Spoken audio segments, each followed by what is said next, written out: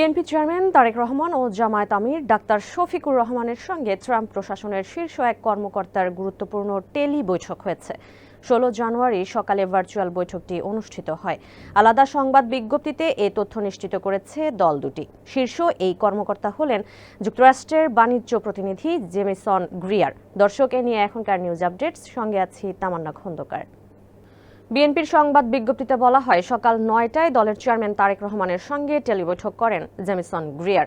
বৈঠকে বাংলাদেশ ও যুক্তরাষ্ট্রের দ্বিপাক্ষিক বাণিজ্য, পারস্পরিক শুল্ক হার এবং ভবিষ্যৎ অর্থনৈতিক সহযোগিতা নিয়ে আলোচনা হয় বিস্তারিত। এ সময় দক্ষিণ ও মধ্য এশিয়া বিষয়ক সহকারী মার্কিন বাণিজ্য প্রতিনিধি ব্রেন্ডন লিঞ্চ, দক্ষিণ ও মধ্য এশিয়া বিষয়ক পরিচালক এমিলি অ্যাশবি এবং বিএনপি যুগ্ম মহাসচিব ও আন্তর্জাতিক বিষয়ক কমিটির সদস্য হুমায়ুন কবির উপস্থিত ছিলেন।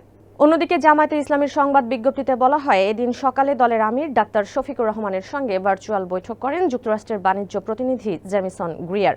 ওই বৈঠকেও বাংলাদেশ ও যুক্তরাষ্ট্রের দ্বিপাক্ষিক বাণিজ্য, পারস্পরিক শুল্ক হার এবং ভবিষ্যৎ অর্থনৈতিক সহযোগিতা নিয়ে বিস্তারিত আলোচনা হয়।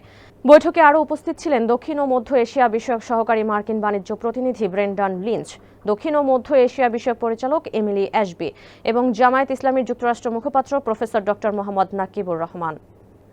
ট্রাম্প প্রশাসনের দুইজন সাবেক কূটনীতিক সম্প্রতি দেখা করেন অন্তর্বর্তী সরকারের প্রধান উপদেষ্টা ডক্টর ইউনূসের সঙ্গে। ওই সাক্ষাৎকারে দ্বিপাক্ষিক সম্পর্ক জোরদার সহ নানা বিষয়ে আলোচনা হয়।